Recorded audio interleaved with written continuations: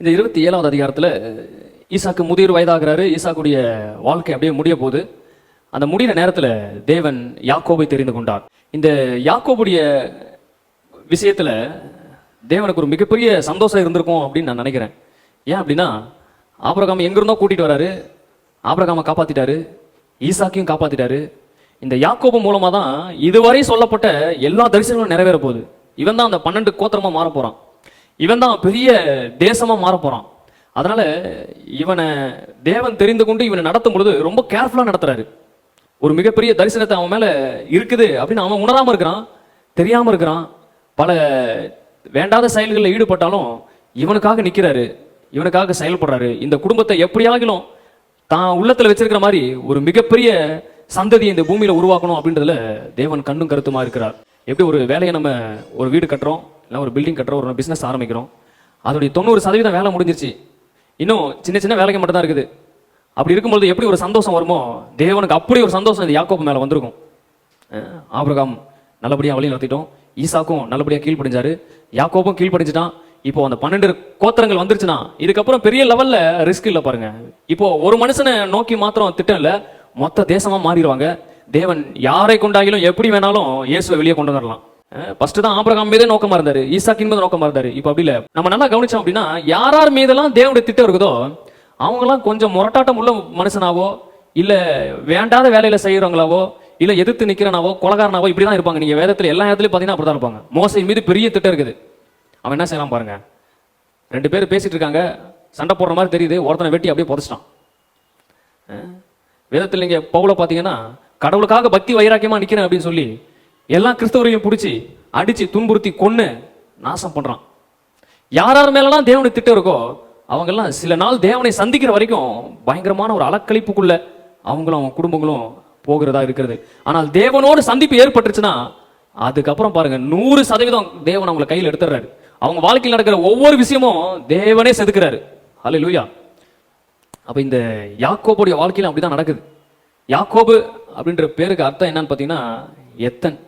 எத்தனை என்னது? ஏமாத்துகிறவன். அவன் பிறக்கும் போது எப்படி அவங்க அப்பா பேர் வச்சிட்டாருன்னா இவன் ஏமாத்துக்காரனா தான் இருப்பான் அப்படின்னு. ஏன்னா அவன் பிறக்கும் போதே அவங்க அண்ணன் காலை பிடிச்சிட்டே வெளியே வந்தானாமா. சண்டை போட்டிருப்பான்னு நினைக்கிறேன். இருறா நான் ஃபர்ஸ்ட் போயிடுறேன், ஃபர்ஸ்ட் பிறக்கிறவங்க தான் ஆசீர்வாதம் சொல்லி இவனுக்கு வெளியே நம்பிட்டு இருக்கானுங்க, நான் போயிட்டானா தான் கரெக்டா இருக்கும் அப்படின்னு காலை பிடிச்சி ட்ரை பண்ணியிருக்கான். அப்பவும் ஏசா வெளியே வந்துட்டான் பாருங்க. வெளியே வந்ததுக்கு அப்புறம் இவன் சொத்துக்காக சண்டை போடுறான், அண்ணனை ஏமாத்துறான், அப்பாவை ஏமாத்துறான். இவனை பத்தி சுருக்கமா சொல்லணும்னா, யாக்கோபை பத்தி சுருக்கமா சொல்லணும் அப்படின்னா, இவனை மாதிரி ஏமாத்தினவன் இந்த உலகத்திலே கிடையாது, இவனை மாதிரி ஏமாந்து போனவனே இந்த உலகத்துல கிடையாது. கிட்டத்தட்ட இவன் குடும்பம் முழுவதும் ஒரு ஏமாத்து விதமான ஒரு குடும்பமா தான் இருக்குது.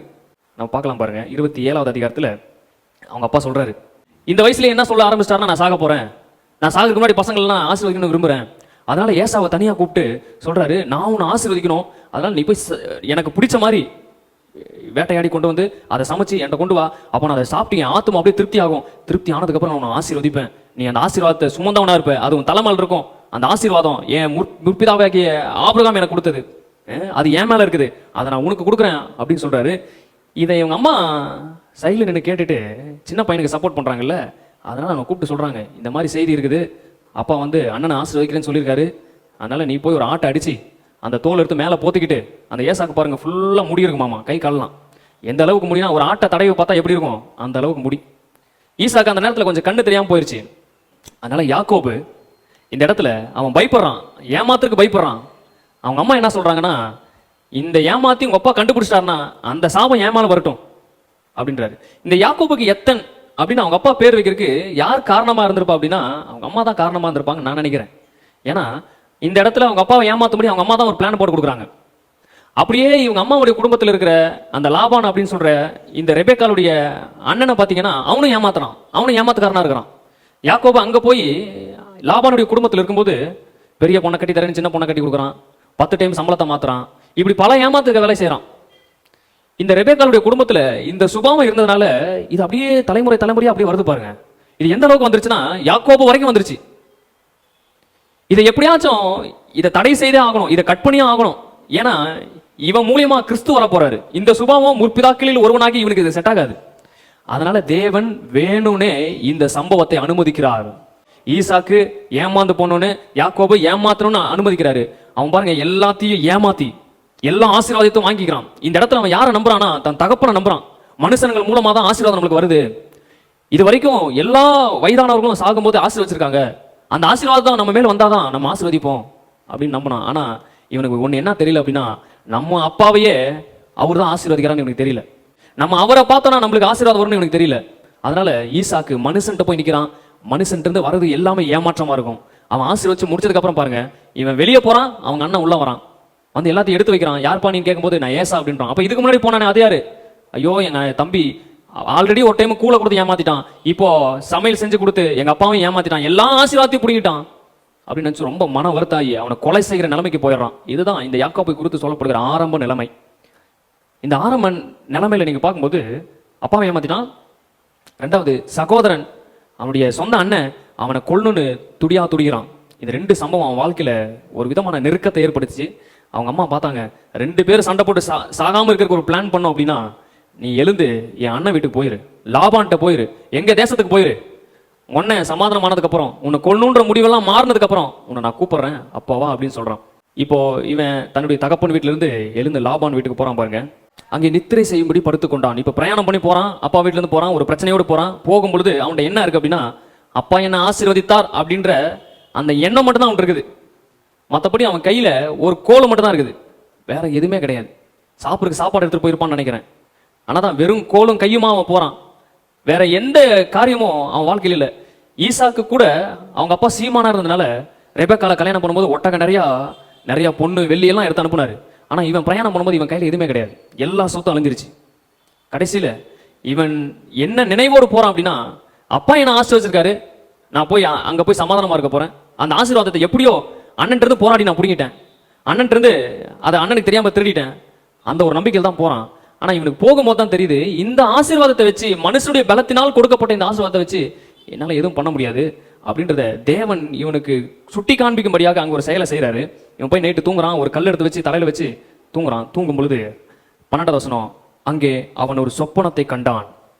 இதோ ஒரு ஏணி பூமியில் வைக்கப்பட்டிருந்தது, அதன் நுனி வானத்தை எட்டியிருந்தது, அதிலே தேவ தூதன் ஏறுகிறவர்களும் இறங்குறவர்களுமாய் இருந்தார்கள். அதற்கு மேலாக கர்த்தர் நின்று, நான் உன் தகப்பனாகிய ஆபிரகாமின் தேவனும் ஈசாக்கின் தேவனுமாகிய கர்த்தர், நீர் படுத்திருக்கிற பூமியை உன் சந்ததிக்கு தருவேன், உன் சந்ததி பூமியின் தூளை போல் இருக்கும், நீ மேற்கையும் கிழக்கையும் வடக்கையும் தெற்கையும் பரம்புவாய், உனக்குள்ளும் உன் சந்ததிக்குள்ளும் பூமியின் வம்சங்கள் எல்லாம் ஆசீர்வதிக்கப்படும், நான் உன்னோடு இருந்து நீ போகிற இடத்தெல்லாம் உன்னை காத்து இந்த தேசத்துக்கு உன்னை திரும்பி வர பண்ணுவேன், நான் உனக்கு சொன்னதை செய்யும் அளவும் உன்னை கைவிடுவதில்லை. யாக்கோபு நித்திரை தெளிந்து, இது கனவுல பார்க்கறான், கனவுல தேவன் வந்து இதெல்லாம் பேசுறாரு. பேசிட்டு அவன் நித்திரை தெளிந்த உடனே முதல் முறையாக இதுவரை ஆபிரகாம் கேட்ட சத்தம், ஈசாக்கு கேட்ட சத்தத்தை, அந்த தேவனை இவன் முதலையாக அனுபவிக்கிறான். பில்லி கிரகாம் அப்படின்ற ஊழியக்கார் பார்த்தீங்கன்னா இந்த உலகத்திலே அதிகமான நபருக்கு சுவிசேஷத்தை சொன்னவர் அவர் தான். அவர் கூட்டத்துக்கு பல லட்சக்கணக்கான ஜனங்க வருவாங்க, அந்த வசனத்தை எடுத்து பேசுவார். ஆனால் அதை கேட்கறதுக்கு ஜனங்க கோடிக்கணக்கில் ஒரு லட்சக்கணக்கில் வருவாங்க. அமெரிக்கா தேசத்தை சேர்ந்தவர் அவர். 99 வயசுல அவர் இறந்தாரு. அவருடைய பையன் பார்த்தீங்கன்னா உலகத்திலே நம்பர் 1 ஊழியக்காரன் அவர். அவருடைய பையன் குடிச்சிட்டு அங்கங்கே சுற்றிட்டு ரவுடிசம் பண்ணிட்டு இப்படி சுற்றிட்டு இருந்தானாமா. அப்போ அவர்கிட்ட இருந்து கேட்குறாங்க, நீங்க பெரிய ஊழியக்காரா இருக்கீங்க, உங்க பையன் இப்படி சுற்றிட்டு இருக்கானே அப்படின்னு. தேவன் என்ன சந்திச்சாரு, நான் ஊழியக்காரனா இருக்குன்றதுக்காக என் பையனும் அப்படின்னு இருக்கணும்னு நீங்க எதிர்பார்க்க கூடாது. பேக்கரியில ஒரு குழந்தைக்கு, ஒரு பொண்ணுக்கு குழந்தை பிறகுனால அந்த குழந்தை பண்ணா மாறிடுமா? ஊழியக்காரனுக்கு ஒரு குழந்தை பிறகுதுன்னா ஊழியக்காரனாவே வந்துருவானா அப்படின்னு ஒரு கேள்வி கேட்டிருக்காரு. அப்போ அது போல இந்த யாக்கோபுடைய வாழ்க்கையிலையும் முற்பிதாக்கள் பெரிய ஆளா இருந்தாலும் இவனுக்கு தேவனோட ஒரு சந்திப்பு இல்லை. எது வரைக்கும் இல்லை அப்படின்னா, இவனுடைய நேரம் காலம் ஸ்டார்ட் பண்ற வரைக்குமே தேவனை பத்தின கேள்விப்பட்டிருக்கானே தவிர நேரடியான ஒரு சந்திப்பு இவனுக்கு இல்லை.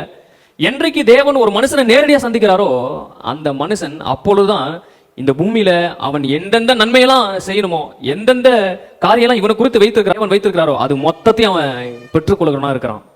இதுக்கப்புறம் பாருங்க, தேவன் இவனை சந்திக்கிறாரு. முதல்ல என்னென்ன சொல்றான் பாருங்க இவன் வாயிலிருந்து. 17ஆம் வசனம், அவன் பயந்து, ஏன்னா இது வரைக்கும் கேள்விப்பட்டிருக்கான், தாத்தா சொல்லியிருக்கிறாரு ஆபிரகாம் ஈசாக்கு யாக்கோபு கூடாரங்களிலே குடியிருந்தான். அதனால சொல்லியிருப்பாரு, தாத்தா நிறைய கதைகளை சொல்லியிருப்பாரு, தேவன் வந்து பேசினாரு, சொப்பனத்துல பேசினாரு, இந்த மாதிரி நேரடியா வந்தாரு, நான் தூதர்கள்லாம் பார்த்திருக்கிறேன் அப்படின்னு போது ஆச்சரியமா கதையை கேட்டிருப்பாங்க. அப்பாவும் சொல்லியிருக்காரு. ஆனா ஒரு நாள் கூட தேவனோட ஒரு சந்திப்பு இவனுக்கு இல்லை. ஆனா இவன் குடும்பம் தேவனோடு நடக்கிற குடும்பம், ஆனா இவனுக்கு இல்ல. ஆனா இவனுக்கு முதல் ஒரு பிரச்சனையின் மத்தியில, நெருக்கத்தின் மத்தியில இவன் போயிட்டு இருக்கான். அப்பொழுது தேவன் வந்து இவனை சந்திக்கிறாரு. சந்தித்த அந்த சந்திப்பு மிக மிக முக்கியமான ஒரு சந்திப்பா மாறுது. அவன் மிகவும் பயந்து, இந்த ஸ்தலம் எவ்வளவு பயங்கரமா இருக்கிறது, அவன் எப்படி பேசுறான் பாருங்க. இது தேவனுடைய வீடே அல்லாமல் வேற அல்ல, இது வானத்தின் வாசல். அந்த இடத்தை குறித்து அவன் சொல்றான். அதிகாலையில் யாக்கோபு எழுந்து தன் தலையின் கீழ் வைத்திருந்த கல்லை எடுத்து அதை தூணாக நிறுத்தி அதன் மேல் எண்ணெயை வார்த்து இந்த ஸ்தலத்திற்கு பெத்தேல் என்று பெயரிட்டான். அதற்கு முன்னே அவ்வூருக்கு லூஸ் என்று பெயர் இருந்தது. அந்த ஊருக்கு இதுக்கு முன்னாடி லூஸ்ன்னு பேராமா. இவன் தேவனை சந்தித்த உடனே அந்த ஊருக்கு லூஸ்ன்ற பேர் மாறி பெத்தேல் அப்படின்ற பேர் வருது. எல்லாம் சொல்லுங்க, தேவன் சந்தித்தா எல்லா லூஸும் பெத்தேலா மாறிடும். எங்கெங்கெல்லாம் லூஸா இருக்குதோ அங்கெல்லாம் தேவன் சந்திக்கிட்டோன்னு சொல்லுங்க, அது அப்பத்தின் வீடா மாறிடும். ஆமே, அப்பம் இல்லாம சாப்பாடு இல்லாம தான் இவன் போயிட்டு இருக்கான். ஆனா அந்த இடத்துக்கு என்னன்னு பேர் வைக்கிறானா, இது அப்பத்தின் வீடு. என்ன அப்போ? என் வாழ்க்கையில ஒரு வெறுமை இருந்துச்சு, என் வாழ்க்கையில எந்த தரிசனம் இல்லாம இருந்தேன், தேவனை சரியான விதத்துல என்னால நம்ப முடியல, அதனால அப்பாட்டு இருந்து வஞ்சித்தேன், ஏமாத்தினேன், அதன் மூலியமா தான் நான் சாப்பிட போறேன், அதன் மூலமா தான் ஆசீர்வதிக்கப்படுவேன் நான் நினைச்சிருந்தேன். ஆனா தேவனை சந்தித்ததுக்கு அப்புறம் தான் எனக்கு தெரியுது, எங்க அப்பாவுடைய ஆசீர்வாதத்தை வச்சு என்னால எதுவும் பண்ண முடியாது, எங்க அப்பா சொன்ன வார்த்தையை வச்சு என்னால எதுவும் பண்ண முடியாது. அப்பத்தின் வீடாகிய இந்த ஸ்தலத்துல தேவன் என்னை சந்தித்ததுனால மிகப்பெரிய நம்பிக்கை எனக்கு இருக்குது, வாழ்நாள் முழுவதும் அவர் என்னை போஷிக்க வல்லமை உள்ளவர் அப்படின்னு சொல்லி அவன் நம்பி அந்த இடத்துக்கு பெத்தேல் அப்படின்னு பேர் வைக்கிறான். ஹல்லேலூயா. பாருங்க, எல்லா விதமான தீமையான காரியங்கள் மாறுவதற்கு தேவன் மனிதர்களை சந்திக்கிறார், சந்தித்து அவர்களுக்கு வார்த்தையை கொடுக்கிறாரு. இந்த வார்த்தைக்கு அவன் எவ்வளவு தகுதி இல்லாதவன், இந்த வார்த்தை அவன் மேல வரதுக்கு, இந்த பெரிய திட்டம் வரதுக்கு, பெரிய தரிசனம் வரதுக்கு அவன் குடும்பம் தகுதியே இல்லை. பாருங்க, இவர் சொல்றாரு, இவங்க அப்பா அம்மாக்கு இவன் கீழ்ப்படிந்து போனானாமா. சில நன்மைகளை நம்ம அப்பா அம்மா கீழ்ப்படியும் போது தான் சில நன்மைகளை தேவன் வைத்திருப்பாரு.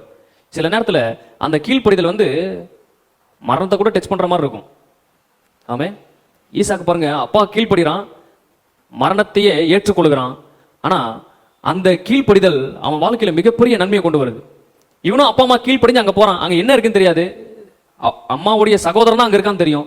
ஆனா தேவன் இவனுக்கு அங்க மிகப்பெரிய வாழ்க்கையை ஏற்படுத்தி வைத்திருக்கிறாருன்னு இவன் எதனால அனுபவிச்சு பெற்றுக்கொள்ள முடியும்னா, அம்மா அப்பா கீழ்ப்படினால தான் அதை பெற்றுக்கொள்ள முடியும். ஹல்லேலூயா.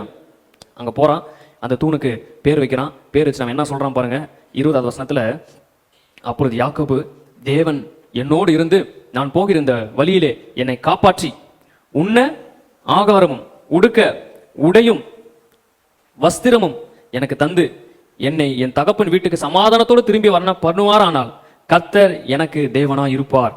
நான் தூணாக நிறுத்தின இந்த கல் தேவனுக்கு வீடாகும். தேவரீர் எனக்கு தரும் எல்லாவற்றையும் உமக்கு தசம பாகம் செலுத்துவேன் என்று சொல்லி பொருத்தனை பண்ணி கொண்டான். ஹல்லேலூயா.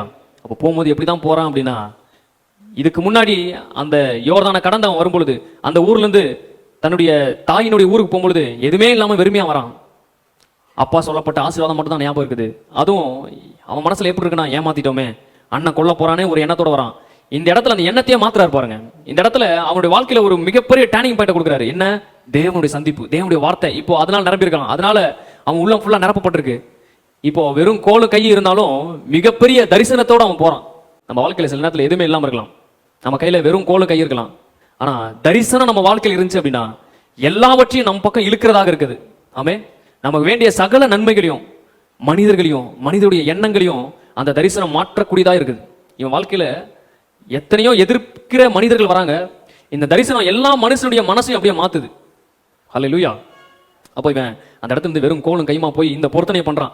நான் வெறும் கோலும் கைமா இங்கிருந்து போறேன், நான் எங்க அப்பா வீட்டுக்கு சமாதானமா வரணும், எனக்கு 2 காரியத்தை நீங்க செஞ்சு கொடுக்கணும். என்ன அப்படின்னா, சாப்பிட சாப்பாடும் போடுறதுக்கு ட்ரெஸ் இருந்தா போதும்னு கடவுளை பார்த்து கேட்கறான் பாருங்க. சில நேரங்கள்ல கடவுளை பார்த்து நம்ம பண்ணுகிற ஜெபம்லாம் எப்படி இருக்குன்னா, நம்மளை பார்க்குறோம், நம்ம என்ன விதமா இருக்கிறோமோ, நம்மள்ட்ட என்ன குறை இருக்குதோ, எது நம்மளுக்கு தேவைன்னு நினைக்கிறோமோ அதை தான் கடவுள்கிட்ட போய் கேட்கணும். அவர் மேல இருந்து பார்த்து சிரிப்பார்னு நினைக்கிறேன். முற்பிதாக்களின் ஒருத்தன் இவன், பூமியவே உனக்கு தரேன்னு சொல்றாரு. இவன் கேட்கிற காரியம் பாருங்க, சாப்பாடும் ட்ரெஸ்ஸும் கேட்கறான். கடவுள் பாப்பாரு, மேல வந்ததுக்கு அப்புறம் சொல்லி சிரிச்சிருப்பாங்கன்னு நினைக்கிறேன். பூமியவே உனக்கு தரேன் இருக்கேன், சந்ததியே உன்னோரு தான். இன்னைக்கு இருக்கிற இஸ்ரேல் தேசம் இவன் பேர்ல தான் இருக்கு பாருங்க. இஸ்ரேல்னு இன்னைக்கு ஒரு தேசம் இருக்கு அப்படின்னா, இந்த தேசத்துக்கு இவனுடைய கீழ்ப்படிதல், இவனுடைய ஊழியம் தான் காரணம். இல்லைன்னா இன்னைக்கு அந்த தேசமே இருக்காது. அந்த தேசத்தை நீங்க அதை குத்து படிச்சு பார்த்தீங்கன்னா பயங்கரமா இருக்குது. அந்த தேசத்துடைய காரியங்கள், இராணுவங்கள், அதோடைய ஆட்சி, அங்கிருந்த மனிதர்கள், அவங்களுடைய ஞானங்கள், 90% நோபல் பிரைஸ் இஸ்ரேல் ஜனங்க தான் வாங்கியிருக்கிறாங்க. ஹெலிகாப்டர் எல்லாமே கண்டுபிடிச்சது அவங்க தான். அவங்க ஹிஸ்டரி போய் வாசிச்சு பார்த்தீங்கன்னா அப்படி இருக்கும், பயங்கரமான ஒரு ஹிஸ்டரி. அப்போ இந்த தேசத்துக்கு முக்கியமா இவன் பேரை தான் தேவன் வைக்கிறாரு. யாக்கோபுன்ற பேரை மாத்தி இஸ்ரவேல் என்ற பேரை வைக்கிறாரு. இப்போ ஒரு தரிசனத்தை சுமந்து போகிறான். இவன் தரிசனத்தை சுமக்கிறான் அப்படின்னா என்ன அர்த்தம்னா, இவனுக்குள்ள இருக்கிற இவனுடைய குடும்பமும் சேர்ந்து அந்த தரிசனத்தை சுமக்க தேவன் இவனை ஆயத்தப்படுத்துகிறார். ஹல்லேலூயா. ஆண்களை எப்பப்பெல்லாம் தேவன் சந்திக்கிறாரோ, எப்பப்பெல்லாம் அவரோடு பேசுகிறாரோ, அவர்கள் மூலயமாக இருக்கிற அந்த குடும்பத்துக்கும் ஒரு திட்டத்தையும் பிளானையும் கொடுத்து தான் தேவன் பேசுறாரு. ஹல்லேலூயா. ரெண்டாவதாக இவன் பாருங்க, அப்பாவை ஏமாத்திட்டு இவன் மாமா வீட்டுக்கு போறான். வேதம் சொல்லுது, மனுஷன் எதை விதைக்கிறானோ அதை நிச்சயமாய் அவன் அதை அறுப்பான்.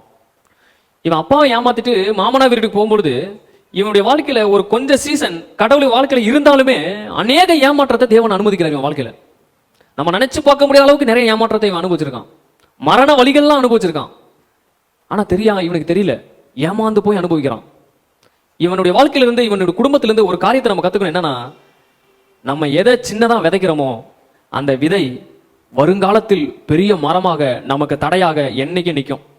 எந்த ஒரு சின்ன விதைய அற்பமான காரியத்திற்காக, அற்பமான ஆசீர்வாதத்திற்காக, பெரிய நோக்கத்தை நோக்கி சென்று கொண்டிருக்கிற நாம் அந்த சின்ன விஷயத்திற்காக ஏமாற்றினாலோ பொய் சொன்னாலோ எதை பண்ணாலோ அது நம்ம என்ன பண்றோம்னா வருங்காலத்துல நமக்கு விரோதமாக நாமே வைத்துக் கொள்கிற ஒரு விதையா மாறுது.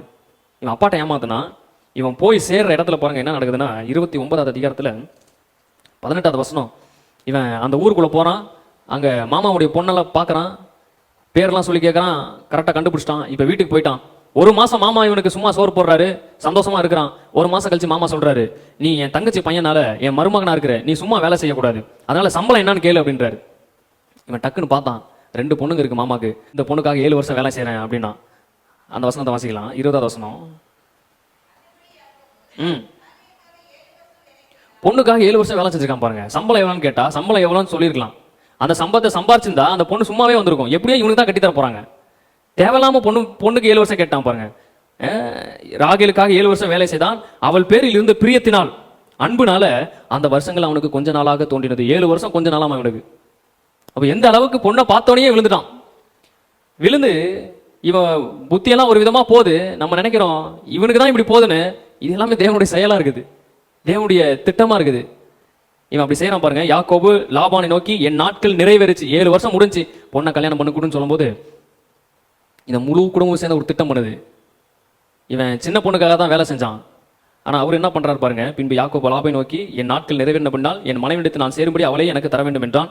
அப்பொழுது லாபான் அவ்விடத்து மனிதர் எல்லோரையும் கூடி வர செய்து விருந்து பண்ணினான். எல்லாத்தையும் கூப்பிடுறான், விருந்து பண்றான். விருந்து பண்ணி அன்று இரவிலே அவன் தன் குமாரத்தியாகிய லேயாளை அழைத்து கொண்டு போய் அவனிடத்தில் விட்டான். அவளை அவன் சேர்ந்தான். லாபான் தன் வேலைக்காரியாகிய சில்பாலை தன் குமாரத்தியாகிய லேயாளுக்கு வேலைக்காரியாக கொடுத்தான். காலையில் இதோ அவன் லேயாள் என்று யாக்கோபு கண்டு லாபானை நோக்கி, ஏன் எனக்கு இப்படி செய்தீர்? எவ்வளவு பெரிய மோசம் போயிட்டான் பாருங்க. இங்க சின்ன பொண்ணு மேல தான் பெரிய வச்சிருந்தான். ஆனா அப்பா என்ன பண்ணிட்டாருன்னா, குடும்பமா சேர்ந்து பேசுறாங்க, பெரிய பொண்ணு அனுப்பிடலாம் அப்படின்னு.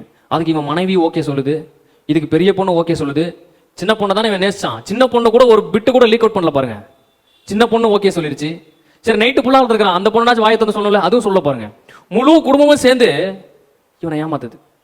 அப்பா வீட்டுல பாத்தீங்கன்னா முழு குடும்பத்தையும் ஏமாத்திட்டீங்க வந்தா, இங்க முழு குடும்பம் சேர்ந்து இவனை ஏமாத்திருச்சு. ஆமே. இப்போ கடுப்புல கேட்கறான், ஏன் இப்படி செய்தீர் அப்படின்னு. அவர் ரொம்ப சிம்பிளா பதில் சொல்லிட்டாரு. இந்த ஊர் வழக்கம் வந்து உனக்கு தெரியாதாப்பா? இந்த ஊர்ல என்ன வழக்கம் அப்படின்னா, பெரிய பொண்ணு இருக்கும்போது சின்ன பொண்ணை கல்யாணம் பண்ணி தர மாட்டோம். அதனால பெரிய பொண்ணையும் வச்சுக்க, சின்ன பொண்ணையும் வச்சுக்க. சின்ன பொண்ணுக்காக 7 வருஷம் மறுபடியும் வேலை செஞ்சிருந்தார். அவன் மறுபடியும் 7 வருஷம் வேலை செய்யறான் பாருங்க. மறுபடியும் 7 வருஷம் வேலை செஞ்சு அந்த பொண்ணை மறுபடியும் கல்யாணம் பண்றான். இந்த ஒரு இடத்துல பயங்கரமா ஏமாற்றப்பட்டான். ரெண்டாவது பாருங்க, அதே மாமனார்னால, இவங்க அம்மாவுடைய சகோதரனால மறுபடியும் எப்படி ஏமாற்றப்படுறான்னு 37வது அதிகாரம் 7வது வசனத்தை பாருங்க. இவன் சண்டை போடுறான் பாருங்க. கொஞ்ச நாள் ஆயிடுச்சு, 2 பேரையும் கல்யாணம் பண்ணிட்டான். இவங்க அப்பா இந்த லாபான் இவனை நடத்தின விதத்தை சொல்றான். எப்படி நடத்திருக்கான் பாருங்க. பல நாள் இங்க இருக்கிறான். இவன் எப்படி நடத்திருக்கான்? 10 முறை சம்பளத்தை மாத்தினானாமா. இவனுக்கு என்ன சம்பளம் கொடுக்கப்பட்டுச்சு அப்படின்னு பாத்தீங்கன்னா, இவங்கள்ட்ட வெறும் ஆடு மாடு தான் இருந்துச்சு. இந்த யாக்கோபு மீது தேவனுடைய திட்டம் இருந்ததுனால இவன் பண்ற சின்ன சின்ன மிஸ்டேக்லாம் கடவுள் அவர் மைண்டுக்கு எடுத்துக்கவே இல்லையா என்னன்னு தெரியல. இவனுக்கு சப்போர்ட் பண்ணிட்டே இருக்காரு. இவனுக்கு கனவுல வந்து லாபான் கேட்கறான், சரி 2 பொண்ணு கல்யாணம் பண்ணிட்டு இப்ப என்ன சம்பளம் அப்படின்னு கேட்கும்போது, நாளைக்கு சொல்றேன் அப்படின்னு சொல்லிட்டு இன்னைக்கு வந்து தூங்குறான் பாருங்க. கடவுள் கனவுல வந்து சொல்றாரு, வரி வரியா இருக்கிற ஆடெல்லாம் நீ எடுத்துக்க, மீதி கலரே இல்லாம வெள்ளை வெள்ளையா கருப்பு கருவா போறதெல்லாம் அவனுக்கு கொடுத்துரு அப்படின்னு கனவுல சொல்லிட்டு போயிட்டாரு. இவன் வந்து சொல்றான், வரி வரியா இருக்கலாம் எனக்கு அப்படின்னு. இவன் பாக்குறான், வரி வரியா கம்மியா தான் இருக்குது, சரி கொடுத்துடலாம் அப்படின்னு சொல்லி வரி வரியா இருக்கல நீ எடுத்துக்க அப்படின்றான். அடுத்த சீசன்ல பாத்தீங்கன்னா குட்டி போடுற எல்லா ஆடும் எப்படி போடுறா வரி வரியா போடுது. அதுவும் வரி வரியா போறதெல்லாம் எப்படி இருக்குன்னா நல்லா கொளுத்து பெருசா இருக்குது. கருப்பு வெள்ளையா போறதெல்லாம் எப்படி இருக்குன்னா நோஞ்சா மாதிரி ரொம்ப மோசமா இருக்குது. இதை பார்க்கறான். இப்படி பார்த்து இல்ல வரி வரிலாம் இப்ப நான் எடுத்துக்கிறேன், கருப்பெல்லாம் நீ எடுத்துக்கன்னு சொல்லும்போது அப்படியே கடவுள் எல்லாத்தையும் மாத்துறாரு. இப்படி எத்தனை டைம் மாத்துறான்னா 10 டைம் மாத்திருக்கிறாரு. 10 டைம் ஆட்டையும் மாட்டையும் இப்படி மாத்தி மாத்தி மாத்தி விளாண்டுருக்கான். 10 டைமும் காட் யார் பக்கம் தான் நிக்கிறாரு? இந்த ஏமாத்துக்கார பக்கம் தான் நிக்கிறாரு. சொல்லுங்க, ஏமாத்துக்காரனா இருந்தாலும் கடவுள் எங்க பக்கம் தான். அதனால பார்த்து உஷாரா கேமை பிளே பண்ணு. 10 டைம் சம்பளத்தை மாற்றினான். 10 டைம் சம்பளத்தை மாத்துறானா எந்த அளவுக்கு உச்சகட்டமான வெறுப்புக்கு போயிருப்பான் பாருங்க. அவன் போற போக்க பார்த்தா மொத்த சொத்தையும் இவனுக்கு எழுதி வைக்கிற மாதிரி ஆயிரும். அதனால இவன் சம்பளத்தை மாத்தி மாத்தி பார்க்கறான். எப்படி மாத்தினாலும் இவனுக்கு தான் எல்லாமே வெற்றியா வருது. யாக்கோபுடைய குடும்பத்தை தேவன் தெரிந்து கொண்டதுனால எந்த விதத்துல போனாலும் எங்கிருந்து இவனுக்கு ஆசீர்வாதம் வரணுமோ எல்லாவற்றையும் வரும்படி தேவன் செய்கிறார். ஹல்லேலூயா. நம்முடைய குடும்பத்து மேலாம் அப்படிதான். யார் என்ன மாத்தினாலும், எப்படி உங்களுக்கு விரோதமா என்ன சைன் பண்ணாலும், உங்களை எங்களை உட்கார வைக்கணுமோ அங்க தேவன் உட்கார வைப்பார். ஆமென், ஹல்லேலூயா. 10 முறை சம்பளத்தை மாத்தினானே சொல்லிட்டாரா? ஆனாலும் அவன் எனக்கு தீங்கு செய்ய தேவன் அவனுக்கு, மாமனார் கொஞ்சம் இப்படிலாம் பண்றதுனால அவன் வேணே பேச ஆரம்பிச்சிட்டான். ஒய்ஃப்ட சொல்றான் பாருங்க, ஆனாலும் உங்க அப்பா அவனுக்கு எனக்கு தீங்கு செய்யற அளவுக்கு கடவுள் அவனுக்கு என்ன பண்ணல, இடம் கொடுக்கல. அது கீழே சொல்றாரு பாருங்க, புள்ளி உள்ளவைகள் உன் சம்பளமா இருக்கும் என்று அவன் சொன்ன போது ஆடுகள் எல்லாம் புள்ளி உள்ள குட்டிகளை போட்டது. கலப்பு நிறமானவைகள் உன் சம்பளமா இருக்கும் என்று அவன் சொன்ன போது ஆடுகள் எல்லாம் கலப்பு நிற குட்டிகளை போட்டது. நைட்டு போய் சுரண்டி பார்த்திருப்பான்னு நினைக்கிறேன். பெயிண்டிங் அடிச்சிட்டானா, எப்படி குட்டி இப்படி போடுது, இத்தனை வருஷத்துல இந்த மாதிரி நான் பார்த்ததே இல்லையே. என்ன சொல்லுங்க, தேவ செயல். அவர் ஆசீர்வதிக்கணும் முடிவு பண்ணிட்டாருன்னா யாருமே தடுக்க முடியாது. ஆடுக்கே தெரியாது இந்த குட்டி என்ன இப்படி பிறக்குது, வரி வரியா பிறக்குது, இது ஆட்டுக்கு தான் பிறந்துச்சா வரி குறைக்கு பிறந்துச்சா அப்படின்ற அளவுக்கு சந்தேகத்தை ஏற்படுத்துற அளவுக்கு ஆசீர்வதிப்பாரு. ஹல்லேலூயா. அதுக்கு அப்படியே சொல்லிட்டு வரான் பாருங்க, பெருசா சொல்றான். 11வது வசனத்துல இதனுடைய ரகசியத்தை சொல்றான். என்ன சொல்றான்? அன்றியும் தேவதூதன் ஒருவன் சொப்பனத்திலே யாக்கோபு என்றான், இதோ இருக்கிறேன் என்றான்.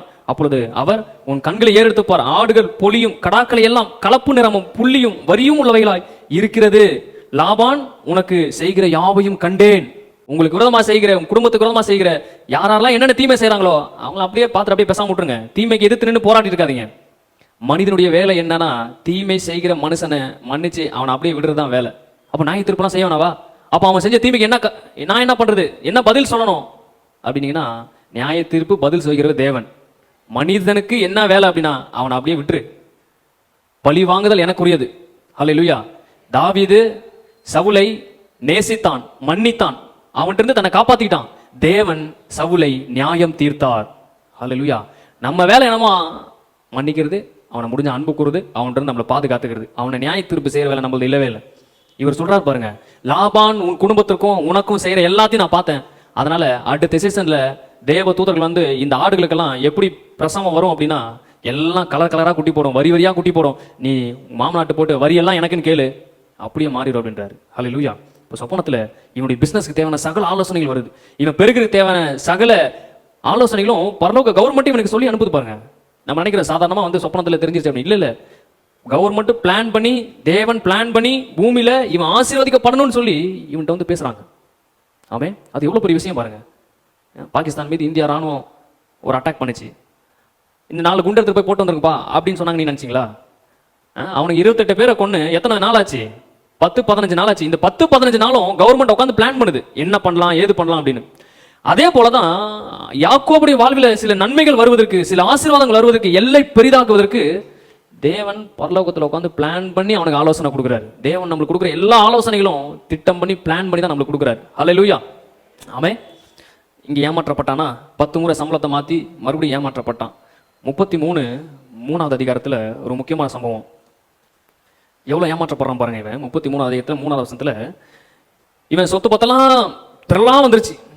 இவனால கண்ட்ரோல் பண்ண முடியாத அளவுக்கு சொத்து வந்துருச்சு. ஆபிரகாமுடைய சொத்து எவ்வளவு இருந்துச்சு அவ்வளவு வந்துருச்சு. தேவன் சொல்றாரு, உன்னுடைய மாமனார் விட்டு நீ கிளம்பு, நான் காண்பித்த தேசத்துக்கு போ, எந்த தேசத்துல வந்தியோ அங்கேயே போ, ஆபிரகாம் ஈசாக்கு அவங்களுக்கு கொடுத்த தேசத்துக்கு போ அப்படின்னு தேவன் சொல்றாரு. எல்லாத்தையும் இவன் திரட்டிட்டு அங்கிருந்து போறான் பாருங்க. போகும் பொழுது இவனுக்கு ஒரு செய்தி சொல்லப்படுது. என்ன செய்தி? 33வது அதிகாரம் 3வது வசனம். ஏசாவும் அவனோடு கூட 400 மனுஷனும் வருகிறதை அவன் கண்டான். இதை எப்போ இவன் கேள்விப்படுறான் அப்படின்னா 32வது அதிகாரத்திலேயே இவன் வந்து இதை கேள்விப்படுறான். 32வது அதிகாரத்திலேயே இவன் கிளம்புறான். அங்கிருந்து ஒரு ஆள் வந்து சொல்றாங்க, இந்த மாதிரி ஏசா 400 பேரை கூட்டிட்டு உனக்கு விரோதமா வந்துட்டு இருக்காரு அப்படின்னு. 400 பேரை கூட்டு வரானான்னு கேட்டா ஆமா வரான். ஆனா விரோதமா வரானான்னு கேட்டா விரோதமா வரல. அவன் மனசெல்லாம் மாறிடுச்சு. தேவன் இந்த இந்த யாக்கோபை அழிக்காதபடிக்கு ஏசாவை ஆசீர்வதித்திருந்தார். ஒருவேளை ஏசா ஆசீர்வதிக்கப்படல, இன்னும் பஞ்சத்தை தான் இருக்கான் அப்படின்னா இதுக்கு காரணம் இந்த யாக்கோபு தான். அப்பாட்டு இருந்து ஏமாத்தின அந்த ஆசீர்வாதம் தான் அவனை ஆசீர்வாதத்திற்கு என்ன தரித்திற்கு அப்படின்னு நம்பி இவனை கொள்றதுக்கு நிறைய வாய்ப்பு இருக்கு. யாக்கோபுடைய உயிரை காப்பாத்துறதுக்காக தேவன் ஏசாவை முதலாவது ஆசீர்வதித்திருந்தார். அவனுக்கு போதுமானது எல்லாமே இருந்துச்சு. அந்த ஆசீர்வாதத்தினால அவன் நிரம்பி இருக்கிறான் பாருங்க. இப்ப கேட்கறான், உன்னை ஏமாத்திட்டு போனால உன் சகோதரன் அவன் வந்துட்டு இருக்கான் அப்படின்னு அந்த செய்தியை கேள்விப்பட்ட ரொம்ப சந்தோஷப்பட்டு 400 பேரை கூட்டு போறான் பாருங்க. இந்த 400 பேர் போற செய்தி இவன் கேள்விப்படுறான். கேள்விப்பட்டு நைட்டும் பகலும் அழுகிறான், புலம்புறான். ஒரே கவலையா இருக்கு இவனுக்கு. பணிவிடைக்காரர்களையும் அவர்கள் பிள்ளைகளையும், முதலில் லேயாலையும் அவன் பிள்ளைகளையும், இடையிலே ராகிலையும் யோசேப்பையும் கடையில நிறுத்தி தான் அவர்களுக்கு முன்பாக 3வது வசனம் நடந்து போய் 7 விசை தரை மட்டும் குனிந்து வணங்கி தன் சகோதரன் கிட்டே சேர்ந்து அப்பொழுது ஏசா எதிர்கொண்டு ஓடி வந்து, இவன் பயந்து போறான் பாருங்க ஏசாக்கு. இதுக்கு முன்னாடி என்ன நடந்துச்சுன்னா, ஏசா வரான்லாம் தெரிஞ்சிருச்சு. ஆனா இவனுக்கு உள்ள ஒரு பெரிய பயம். இத்தனை வருஷமா கஷ்டப்பட்டு சம்பாரிச்ச என்னுடைய சொத்து, ஆஸ்தி, என் மனைவி, பிள்ளைகள் எல்லாத்தையும் ஒரே செகண்ட்ல இவன் காலி பண்ணிடுவான். ஆனால் தான் 400 பேரை கூட்டு வரான் அப்படின்னு நைட்டு ஃபுல்லா ஜெபம் பண்றான். எங்க அப்படின்னா 24வது வசனத்துல பாருங்க. ஒருவேளை எங்க அண்ணன் வந்து அந்த கோபத்தினால ஒரு பகுதியில் மேல விழுந்து அதை ஒண்ணு இல்லாம பண்ணாலும் மறைச்சு வச்சிருக்க, இதை வச்சு நான் வாழ்ந்துப்பேன் அப்படின்னு பிளான் பண்றான். யாக்கோபு பிந்தி தனித்திருந்தான். இப்படி எல்லாம் பெரிய ஜெபம் பண்றான். இது எப்போ பண்றான்னா, ஏசா வந்துருக்கான்னு கேள்விப்படுறான். ஆனா உண்மையா தான் வந்துருக்கான். ஆனா இவனுக்கு என்ன தெரியல அப்படின்னா, ஏசா அன்புனாலதான் வரான்னு எனக்கு தெரியல. இது ஒரு 2-3 நாள் இந்த இடையில இந்த போராட்டம், இந்த நோக்கத்துக்காக இவன் வரான்னு தெரியாம கொல்ல வரான்னு நினைச்சிட்டு இவன் மனசு பயங்கரமா வேதனைப்பட்டு பாருங்க, பயப்படுறான், இதெல்லாம் பண்றான். எந்த அளவுக்கு பயப்படுறான்னா, இயேசு கிறிஸ்துவே இறங்கி வந்துட்டாரு இந்த இடத்துல. 24ல ஒரு புருஷன் பொழுது விடிய மூலமும் அவனுடனே போராடினான் அப்படின்னு இருக்கு பாருங்க. இந்த இடத்துல அந்த புருஷன் யாரு அப்படின்னா இயேசு. ஏன்னா தூதர்களுக்கு வந்து மரியாதை கொடுத்து வேதத்தை சொல்ல மாட்டாங்க, ஒரு தூதன் வந்தான் அப்படின்வாங்க. இந்த இடத்துல பாத்தீங்கன்னா இயேசு கிறிஸ்து தொட்டார். 25ல பாத்தீங்கன்னா அவன் மேற்கொள்ளாததை கண்டு அவனுடைய தொடை சந்தை தொட்டார். அப்ப இயேசு கிறிஸ்துவே இறங்கி வந்து இவன்கிட்ட பேசுற அளவுக்கு இவன் ரொம்ப பிடிவாதமா ஜெபம் பண்றான். என்ன மாதிரி ஜெபம் பண்றான்? நீங்க என்ன ஆசீர்வதிக்கலாம், உங்களை விடவே மாட்டேன்றான். 26 வசனம் பாருங்க. நான் போகட்டும், பொழுது விடுகிறது, விட்டுறா, பொழுது விடிஞ்சிரும், நீ மட்டும் தான் என்ன பார்க்கணும், வேற எந்த ஜனங்களும் பார்க்க கூடாதுன்னு இவர் என்னதான் பண்ணாலும் விடவே மாட்டேன்னு காலை கட்டி பிடிச்சிட்டான். அவர் சொல்றாரு, நீர் என்னை ஆசீர்வதித்தால் ஒளிய உன்னை போக விட மாட்டேன். அவர் உன் பேர் என்னன்னு கேட்கிறாரு. அவன் சொல்றான் யாக்கோபு அப்படின்னு. அப்பொழுது அவர், உன் பேர் இனி யாக்கோபு எனப்படாமல் இஸ்ரவேல் எனப்படும், ஏனென்றால் நீ தேவனோடும் மனுஷனோடும் போராடி ஜெயித்திருக்கிற. கடவுளையே ஜெயிச்சவன், 2வது மனுஷனையே ஜெயிச்சிருக்கவன். அம்மா வயிற்றுல வரும்போது அண்ணனை ஜெயிச்சிட்டான், வெளியே வந்ததுக்கு அப்புறம் சொத்தையும் ஜெயிச்சிட்டான். இப்போ கடவுள் சொல்றாரு, அண்ணனையும் ஜெயிச்சிட்ட, என்னையும் சேர்ந்து ஜெயிச்சிட்ட. கடவுளை ஜெயிக்கக்கூடிய அளவுக்கு கடவுள் நம்மளுக்கு உரிமை கொடுத்துருக்காரு பாருங்க.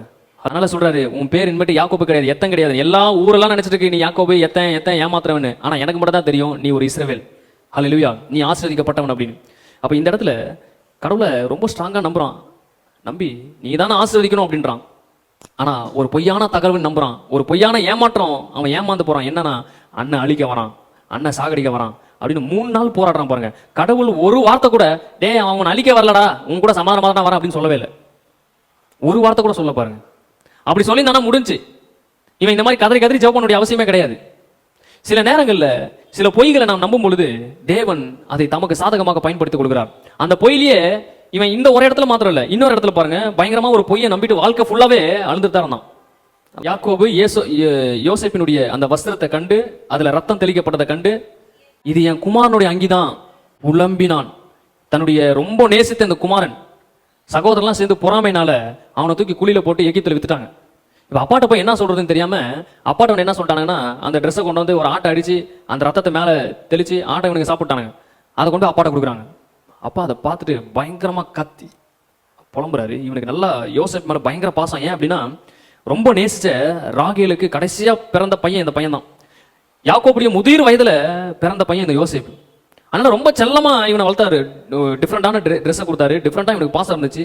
அப்பா கூட ரொம்ப நெருங்கி ஜீவித்தான். அதனால கொஞ்சம் வயசு ஜாஸ்தியா இருக்கிற இந்த பசங்களாம் இவன் மேல பொறாமப்பட்டு இவனை வித்துட்டாங்க, எகிப்துக்கு வித்துட்டாங்க. இந்த செயல் அப்பாட்ட எப்படி சொன்னான்னா, போய் சொல்லி அப்பாவை ஏமாத்திட்டானுங்க, இந்த மாதிரி யோசேப்பு செத்துட்டான் அப்படின்னு. அதனால அவன் வாழ்நாள் பாருங்க எப்படி ஆயிடுச்சுன்னு. யாக்கோபு அதை கண்டு, இது என் குமாரனுடைய அங்கிதான், ஒரு துஷ்டம் மிருகம் அவனை பச்சித்து போட்டது, யோசேப்பு பீருண்டு போனான் என்று புலம்பி தன் வஸ்திரங்களை கிழித்து தன் அறையிலே ரட்டு கட்டி கொண்டு அநேக நாள் தன் குமாரனுக்காக துக்கமாயிருந்தான். அவனுடைய குமாரத்திகள் எல்லோரும் அவனுக்கு ஆறுதல் சொல்ல வந்து நின்றார்கள். ஆனாலும் அவன் ஆறுதலுக்கு இடம் கொடாமல், நான் துக்கத்தோடு என் குமாரனிடத்தில் பாதாளத்தில் இறங்குவேன் என்றான். இவ்விதமாய் அவனுடைய தகப்பன் அவனுக்காக அழுது கொண்டிருந்தான். எவ்வளவு பெரிய துக்கம் பாருங்க. ரொம்ப ரொம்ப கஷ்டமா இருக்கு இது. இவன் எந்த அளவுக்கு வேதனைப்பட்டிருக்கான், எந்த அளவுக்கு ஏமாத்தப்பட்டிருக்கான் அப்படின்றத யோசேப்பை இவன் கடைசியில சந்திக்கிறான் பாருங்க, சாகுறதுக்கு ஒரு நாளுக்கு முன்னாடி. அப்போ அந்த நடந்துக்கிற அந்த மூமெண்ட்லாம் வச்சு பார்க்கும்போது எந்த அளவுக்கு இவன் ஏமாத்தப்பட்டிருக்கான்றத நம்ம ஈஸியா கண்டுபிடிக்க முடியும். இருக்கிறதுலயே மோசமான வழி என்ன அப்படின்னா, உயிரோடு இருக்கிற ஒரு நபர் செத்துட்டாங்க அப்படின்னு நினைச்சு வாழ்றதுதான். அது வழியா இல்லைங்களா? செத்துட்டாங்கன்னு தெரிஞ்சாலே நம்மளுக்கு அது வழியா இருக்குது. ஆனா உயிரோடு ஏதோ ஒரு மூலையில வாழ்ந்துட்டு இருக்கான், இவன் செத்துட்டான்னு சொல்லி நம்ம ஏமாத்தி அந்த வழியில இருந்து நாளைக்கு அவன் முகத்தை பார்க்கும் பொழுது இவனுக்கு எந்த விதமான கோவம் வந்திருக்கும். இப்படி மிகப்பெரிய ஏமாற்றம் இவன் வாழ்க்கையில் இருக்கு பாருங்க. பல நாள் தன்னுடைய குமாரனுக்காக இவன் அழுந்திருக்கிறான், புலம்பிருக்கிறான், அதை மனசுல நினைச்சிருக்கிறான். துஷ்டம் இருக்கு, அடிச்சிருந்தாங்க, எப்படி அடிச்சிச்சு, எப்படி அழுந்திருப்பான், எப்படி கத்திருப்பான், இதெல்லாம் அவன் நினைக்கிறான் பாருங்க. கடைசியில இந்த யோசேப்பு எகிப்துக்கு போய் தேவன் பெரிய மனுஷனா மாத்திட்டாரு. அண்ணன் தம்பி எல்லாம் 12 பேர் வராங்க. இவன் தூரத்திலே பார்த்து கண்டுபிடிச்சான், இது நம்ம அண்ணன் தம்பி மாதிரி தெரியுதுன்னு. கூப்பிட்டு விசாரிச்சா அவங்களே தான். இவன் எல்லாம் கண்டுபிடிச்சதுக்கு அப்புறம், நான் தான் உங்க தம்பி அப்படின்னு சொல்லி எல்லாத்துக்கும் இன்ட்ரடியூஸ் பண்ணி, அப்பா உயிரோட இருக்காராங்க கேட்கறான். ஆமா அப்படின்றான். ஒரு புது ரதத்தை அனுப்பி விடுறான் அப்பாவை கூட்டு வரதுக்காக. அந்த ரதத்தை பார்க்கும் பொழுது யாக்கோபுடைய ரியாக்ஷன் என்னன்னு பாருங்க. 45வது அதிகாரம் 26வது வசனத்துல அந்த புது ரதம், யோசேப்பு அனுப்பின ரதத்தை அவன் பார்க்கறான். ஆனா இது வரைக்கும் யோசேப்பு செத்துட்டான்னு நினைச்சிட்டு இருக்கிறான். ஆனா அந்த ரதத்தை பார்க்கும் பொழுது அவன் இருதயம் மூச்சை என்ன பண்ணாமா, சொல்ல போனா ஃபர்ஸ்ட் அட்டாக் வந்துருச்சு.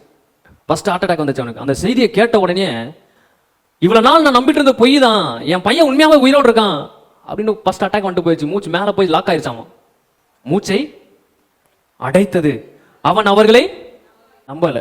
ஏன்னா எந்த அளவுக்கு பொய்யை நம்பியிருக்கான் அப்படின்னா, யோசிப்பு இதுக்கப்புறம் உயிரோட தான் இருக்கிறான் அப்படின்னு தெரிஞ்சாலும் அதை நம்பக்கூடாத அளவுக்கு வாழ்க்கையில பாதி நாள் ஏமாற்றப்பட்டவனா இருந்தான். அவன் அப்பாவை ஏமாத்துறது கொஞ்ச நேரம் தான், ஆனா இவன் வாழ்க்கையில அங்கங்க ஏமாறுறான் பாருங்க. 7வது வசனம், அவர்கள் யோசேப்பு தங்களுடன் சொன்ன வார்த்தைகள் யாவையும் அவனுக்கு சொன்ன போது, தன்னை ஏற்றிக்கொண்டு போகும்படி யோசேப்பு அனுப்பின வண்டிகளை அவன் கண்டபோது அவனுடைய தகப்பனுடைய யாக்கோபின் ஆவி உயிர்ப்பித்தது. செகண்ட் ஒரு சர்ஜரி முடிஞ்சதுக்கு அப்புறம் எப்படி மறுபடியும் உயிரோட மரணத்தை தாண்டி வராங்களா, அந்த மாதிரி எழுதப்பட்டிருக்கு. அவன் மறுபடியும் இன்னொரு உயிர் வந்துச்சு அப்படின்னு, புது பலன் வந்துச்சு அவனுக்குள்ள இருந்து. அந்த அட்டாக்கை தாண்டி வந்திருக்கிறான். அவன் ஆவி உயிர்த்தது. அப்பொழுது இஸ்ரவேல், என் குமாரனாகிய யோசேப்பு இன்னும் உயிரோடு இருக்கிறானோ, இது போதும், நான் மரண முடியும் முன்னே போய் அவனை பார்ப்பேன். எப்படி பேசியிருக்கான் பாருங்க. நிறைய மேட்டர் இங்க ரெக்கார்ட் பண்ண முடியாது, எழுத முடியாது. ஆனா இவன் சொல்ற வார்த்தைலாம் பார்க்கும்போது ஏதோ ஒரு ஆதங்கம், ஏதோ தன்னுடைய குமாரனை பத்தி ஒரு ஆசை, அவனை எப்படியாவது சாகருக்குள்ள பார்த்துடணும், அது என் வாழ்க்கையுடைய நோக்கமா மாறிட்டும் போட்டும் அப்படின்னு நினைக்கிறான்.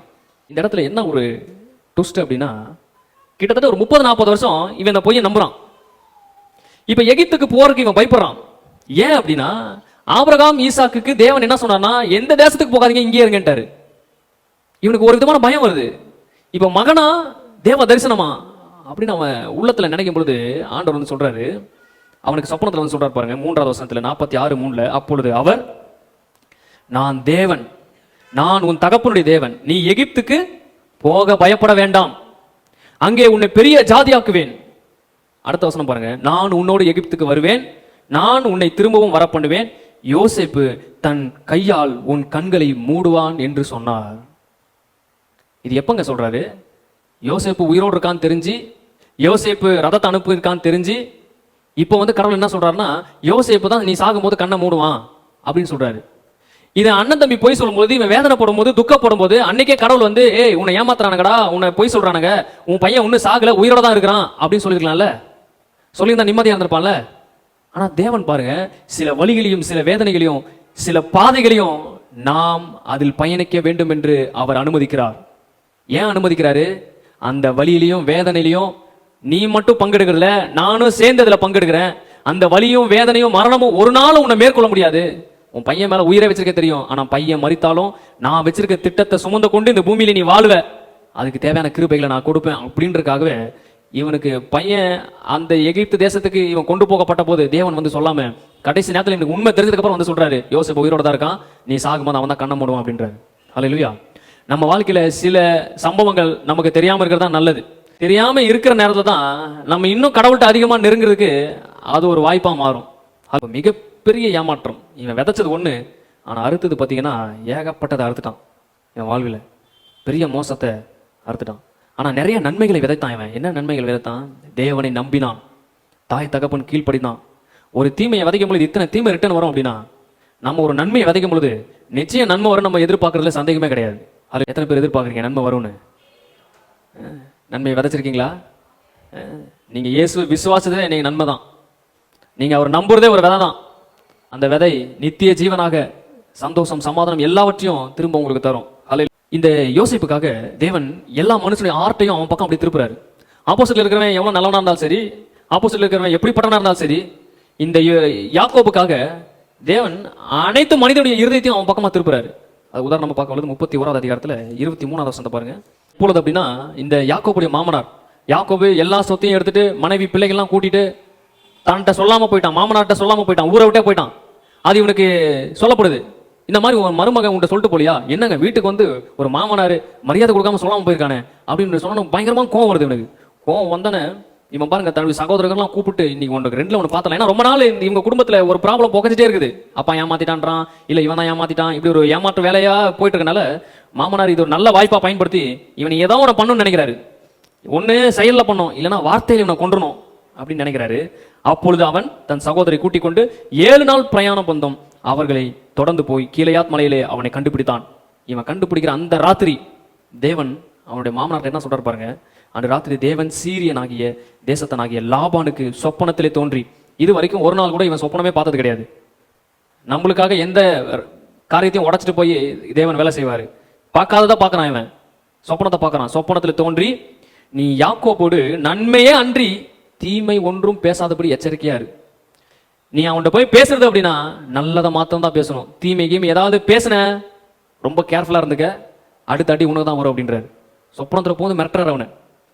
அவன் சொல்றான் பாருங்க, லாபான் யாக்கோபிடத்தில் வந்து யாக்கோபு மலையிலே தன் கூடாரத்தை போட்டிருந்தான். லாபான் தன் சகோதரனோடு கூட கீலேயாத் மலையிலே கூடாரம் போட்டிருந்தான். அப்பொழுது லாபான் யாக்கோபினுக்கு, நீ திருட்டளவாய் புறப்பட்டு என் குமாரத்திகளை யுத்தத்தில் பிடித்த சிறையை போல கொண்டு வந்து என்ன செய்கை? நீ ஓடி போவதை மறைத்து எனக்கு அறிவியாமல் திருட்டளவாய் என்னிடத்திலிருந்து வந்து விட்டாய் என்ன? நான் உன்னை சந்தோஷமாய் சங்கீதம் மேலத்தாளம் கிண்ணற முழக்கத்தோடு அனுப்புவேனே. இதெல்லாம் நம்புற மாதிரியா இருக்குது? கூட இருக்கும் போதே சங்கீதம் மேலத்தாளம் எதுவுமே பண்ணல, போனதுக்கு அப்புறம் சங்கீதம் மேலத்தாளம் எல்லாம் உனக்கு பண்ணிருப்பேனே அப்படின்றான். என் பிள்ளைகளையும் என் குமாரத்திகளையும் நான் முத்தம் செய்ய விடாமல் போனதென்ன? இந்த செய்கையை நீ மதி இல்லாமல் செய்தார், முட்டாள்தனமா செய்தே அப்படின்றான். அவனுக்கு அப்பதான் ஞாபகம் வருது, ஐயோ வார்த்தைலாம் ரொம்ப ஓவரா போகுது. 29வது வசனத்துல, உங்களுக்கு பொல்லாப்பு செய்ய எனக்கு வல்லமை உண்டு, பலன் இருக்கு, அதுக்கு தான் நான் கிளம்பினேன் அங்கிருந்து. ஆனால் ஆகிலும் உங்கள் தகப்பனுடைய தேவன் நீ யாக்கோபோடு நன்மையே அன்றி தீமையை ஒன்றும் பேசாதபடி எச்சரிக்கையா இரு என்று நேத்து ராத்திரி என்னோடு சொன்னார். அது வந்து மிரட்டிட்டு போயிருக்காரு. யாக்கோபு யாருன்னு உனக்கு தெரியல, அவனை சாதாரண ஒரு மனுஷனா நீ பாக்குற, ஆடு மேய்க்கிற ஒரு மனுஷனா பாக்குற, அவங்க அப்பா அம்மா வீட்டுல இருந்து ஓடி வந்த பையனா நீ பாக்குற. ஆனா யாக்கோபை பத்தி நான் பாக்குற பார்வை அப்படி கிடையாது. அவன் முற்பிதாக்களில் ஒருவன். அவங்க அப்பா செய்த தியாகம் என்னன்னு உனக்கு தெரியாது. அவங்க அப்பா நான் எப்படி வழிநடத்தின உனக்கு தெரியாது. ஈசாக்கு எப்படி வழிநடத்தினு தெரியாது. பஞ்ச காலத்துல அவன் எப்படி பிறந்தான்னு எதுவுமே உனக்கு தெரியாது. இது எதுவுமே தெரியாத யாக்கோபுடைய வாழ்க்கையில விளையாடணும்னு நினைக்காத, பேசணும்னு நினைக்காத, எச்சரிக்கையா இருந்து ஞானமா பேசு அப்படின்றாரு.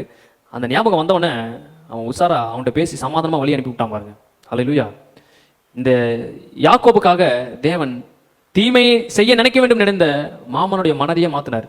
ரெண்டாவது பாருங்க, இந்த ஏசாவும் எங்க அப்பா சாகும்போது இவன் கண்டிப்பா வருவான் சாவுக்கு, அப்ப இவனை கண்டிப்பா கொலை செய்வேன் அப்படின்னு சொல்லி காயினை போல ஒரு கொலை வெறியோடு இருந்தான் பாருங்க.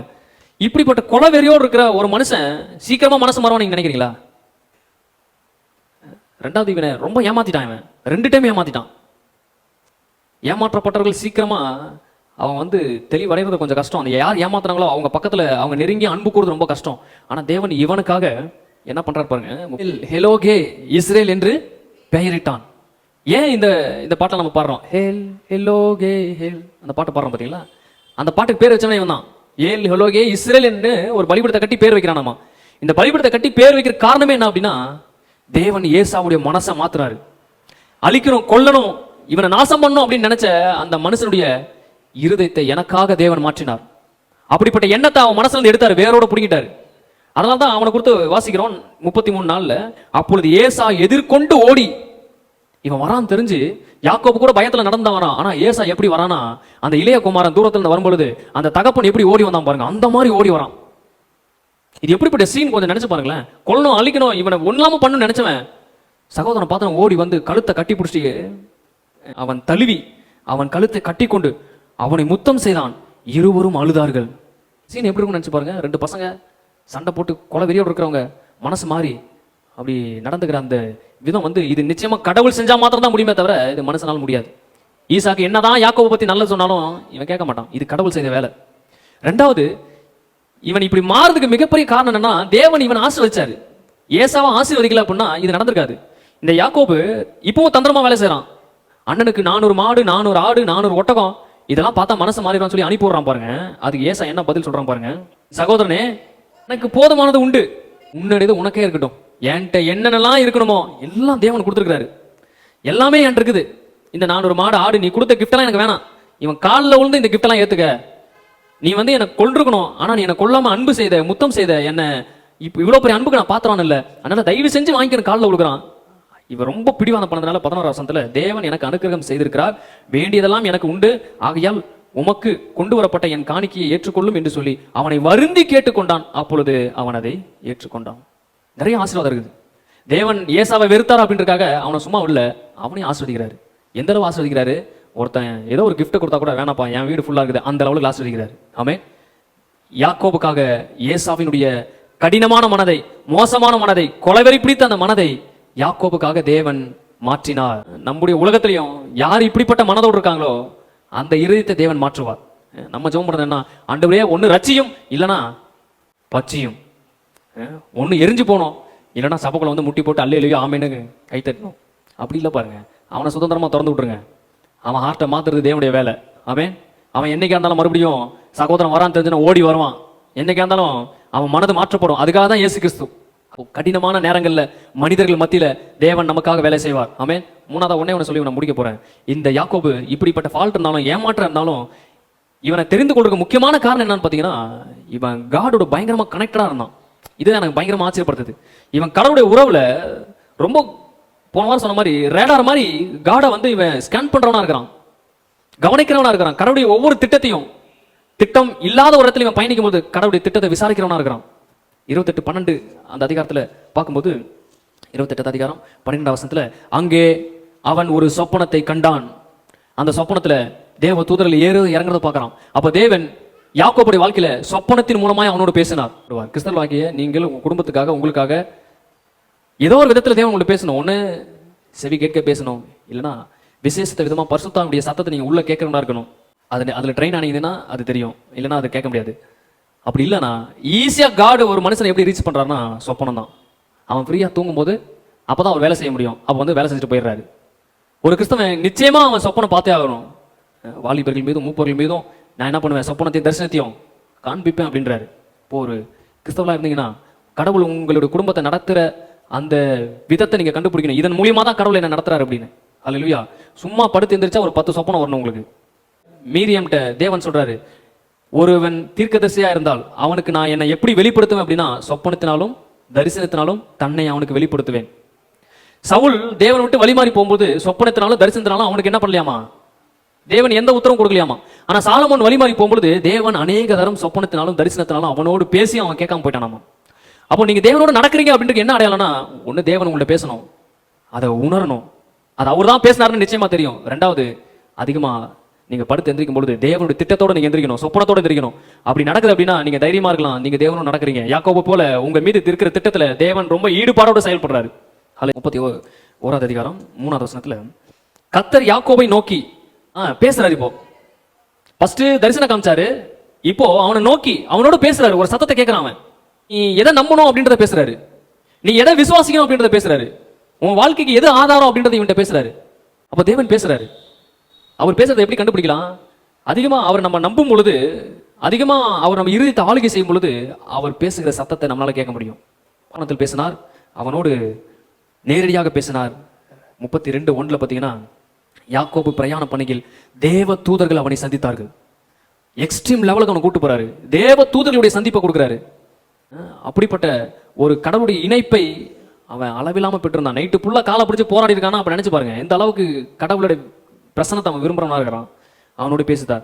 32:24 இயேசுவோடு அவன் பேசினான், இயேசுவை சந்தித்தான். 46:2 பார்த்தீங்கன்னா தரிசனத்தை பார்க்கறவனா இருந்தான். தரிசனம் அப்படின்னா கண்ணை திறந்துட்டு இருக்கும் போதே உன்னை நம்ம பார்க்குறோம். ஒரு சில மேட்டரை நடக்க போறத முன்னாடியே காமிப்பாரு, அது இவனுக்கு நடக்குது. அதனால தான் ஆடுகள் எல்லாம் பிசினஸ்லாம் இவன் சரியா போறதுக்கு என்ன காரணம்னா, தரிசனம், சொப்பனம், கடவுள் பேசுறது எல்லாம் இவன் ஈஸியா ரீச் பண்ற இடத்துல இருக்கிறான். காரணம் இவன் தேவனை கனப்படுத்துற மனிதனா இருக்கிறான். தம்மை கனப்படுத்துறவங்களுக்கு எல்லாத்தையும் தேவன் கொடுக்குறார். ஆமே. இப்போ தரிசனத்தை பார்த்தான். கடைசி அவன் வாழ்க்கையில 48வது அதிகாரத்தை பார்த்தீங்கன்னா தீர்க்க தரிசனம் சொல்றான். தன்னுடைய பேர பிள்ளைகளை பார்க்கும்பொழுது யோசேப்பு சாகிற நேரத்துல அப்பா சாக போறான்னு சொல்றாங்க. யோசேப்பு பேர அவனுடைய பசங்களாம் கூட்டு வந்து யாக்கோபு முன்னாடி நிப்பாட்டுறான். நிப்பாட்டிட்டு பெரிய பையனை இந்த பக்கம் நிப்பாட்டிட்டான், சின்ன பையனை இப்படி நிப்பாட்டுறான். அப்பா இப்படி வச்சு ஆசீர்வதிக்கிறாரு, கையை மாத்தி மாத்தி வைக்கிறாரு. இதை யோசேப்பு பார்த்துட்டு அவன் சொல்றான், அப்பா நீங்க தப்பா கை வச்சிட்டீங்க, கையை இப்படி வைங்கன்னு மாத்தி வைக்கிறான் பாருங்க. அப்ப அவன் என்ன சொல்றான் பாருங்க, யாக்கோபு என்ன சொல்றாரு 48வது அதிகாரம். மரியை தனக்கு தெரிஞ்சே தன் வலது கையை நீட்டி இளையவனாகிய எப்ராஹிமுடைய தலைமையில் வைத்தான். மனாசே மூத்தவனாக இருந்தும் தன் இடது கையை மனாசே மேல் நீட்டிட்டான். இப்ப கிராஸா வச்சுட்டான். அவன் யோசேப்பை ஆசீர்வதித்து என் பிதாக்களாகிய அப்படியெல்லாம் ஆசீர்வதிக்கிறான் பாருங்க. அவன் ஆசீர்வதிக்கு அப்புறம் 17வது வசனத்துல தகப்பன் தன் வலது கையை எப்ராஹிமுடைய தலைமையில் வைத்தது யோசேப்பு கண்டு அது தனக்கு பிரியமில்லாதபடினால் எப்ராஹிமுடைய தலைமையில் இருந்த தன் தகப்பனுடைய கையை மனாசனுடைய தலைமையில் வைக்கும்படி எடுத்து, அப்பா வைக்கிறது இப்படி பாக்குறான், என்ன அப்பா தப்பா வச்சிருக்காரு, சாக போற நேரத்துல ஏதோ குழப்பம் வந்துருச்சு போல அப்படின்னு நினைச்சிட்டு இப்படி மாத்தி வைக்க போறான். அவ்வளோ ஷார்ப்பா பேசுறான் பாருங்க. 18வது வசனம் ஆச்சரியமா இருக்கு. என் தகப்பனே அப்படி அல்ல, அப்பாக்கு ஆலோசனை கொடுக்குறான். யோசேப்பு கவர்மெண்ட்ல பெரிய பதவியில் இருக்கவன், அவன் நினைச்சிட்டு இருக்கான் அப்பா தப்பா ஏதோ பண்றாரு அப்படின்னு. அதனால சொல்றான், என் தகப்பனே அப்படி இல்லை, இவன் மூத்தவன், இவனுடைய தலைமையில் உங்களுடைய வலது கையை வைக்க வேண்டும் என்றான்.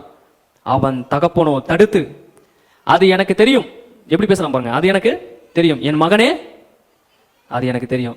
இந்த டைம் நீங்க எப்போ யூஸ் பண்ணுவீங்க, அதெல்லாம் எனக்கு தெரியும், அதெல்லாம் எனக்கு நல்லா தெரியும், வேலையை பாரு அப்படின்னு சொல்லுவோம்ல, அப்படி சொல்றான். நான் சாக போறேன்னு நினைச்சிட்டு இருக்க, வயசாச்சுன்னு நினைச்சிட்டு இருக்க, கண்ணு தெரியல நினைச்சிட்டு இருக்க, அது எனக்கு தெரியும் மகனே. நீ அதிகாரியா அங்க இருக்கலாம், ஆனா கடவுளுடைய பிளானுக்கு இப்ப நான் தான் அதிகாரி. அவர் திட்டம் என்னவா இருக்குன்னு உனக்கு தெரியாது, எனக்கு நல்லா தெரியும் மகனே. அது எனக்கு தெரியும் மகனே, அது எனக்கு தெரியும். இவனும் பெரிய ஆளாவான், இவனும் பெரிய ஆவான். ஆனா பெரிய பையனை காட்டிலும் சின்ன பையன் மிகவும் பெரிய ஆளாவான். எப்படி தெரியும் அப்படின்னா, எங்க வீட்டுல அப்படிதான் நடந்துச்சு. ஏசாவை தான் பெரிய ஆளாவான்னு நினைச்சிட்டு இருந்தாங்க, டக்குன்னு நான் பெரிய ஆளாயிட்டேன். அந்த ஆசீர்வாதத்தை நான் இவனுக்கு தரேன், இவன் பெரிய ஆளாவான் அப்படின்றாரு. கடைசி நேரம் சாகிற நேரத்துல கூட தேவ திட்டத்தை அப்படியே ப்ரொஃபட்டிக்கா இவன் சொல்றவனா இருந்தான். காரணம் என்னன்னா, கடலோட நடந்து ஒரு மனுஷன் மூஞ்ச பார்த்தாலே இவன் எப்படி பட்டவன் கரெக்டா தெரியுது. 39:1 பாருங்க, யாக்கோபு தன் குமாரரை எல்லாம் அழைத்து நீங்கள் கூடி வாருங்கள், கடைசி நாட்களில் உங்களுக்கு நேரிடும் காரியங்களை அறிவிப்பேன் அப்படின்றான். யாராச்சும் சாக போற மாதிரி இருந்தா இந்த மாதிரி சொல்லணும், உனக்கு என்னெல்லாம் நடக்க போது நோட் எடுத்துருவா, நான் எழுதி தரேன் அப்படி. நம்ம என்ன பண்றோம், கடுக்கடை பால 10 ரூபா இருக்குது, வெட்டு கட்டில் தான் பத்திரம் வச்சிருக்கேன், அது நீ எடுத்துக்க. இப்படி இல்லை, அவனுக்கு வருங்காலத்தில் என்ன நடக்க போது இதை சொல்லணும். அல்வனோடு இணைந்த ஒரு மனுஷனா இருந்தான். கடவுள் எல்லா விதத்திலும் தன்னை வெளிப்படுத்தினார். சொப்பனத்துல, தரிசனத்துல, தேவ தூதர்கள், வார்த்தையில. இவனுக்கு உள்ள இருந்து நடக்க போற எல்லா காரியமும் தெரியுது. 12 பேர் நிக்க வச்சு புட்டு வைக்கிறான், இவனுங்கெல்லாம் இப்படிதான் இருப்பானுங்க அப்படின்னு. யாக்கோபுடைய குடும்பத்துல மிகப்பெரிய தரிசனத்தை சுமந்தாவன் அந்த குடும்பம் முழுவதும் ஆசீர்வாதமா இருக்கிறான். 70 பேரோட எகிப்துக்கு போனாங்க. திரும்ப வரும்போது லட்சக்கணக்கான ஜனங்களோட அவன் திரும்ப வந்தான். கர்த்தர் அவனை பெருக பண்ணினார், அவனுக்கு சொன்ன எல்லா நல்வார்த்தையும் நிறைவேற்றி முடித்தார். அல்லேலூயா. காதுல ஃபர்ஸ்ட் டைம் என்ன சொன்னாரோ, வானத்தை நட்சத்திரம் போல மாத்துவேனாரு, அதை இவன் வாழ்க்கையில நிறைவேற்றி தன்னுடைய பிளானவே முடிச்சிட்டாரு.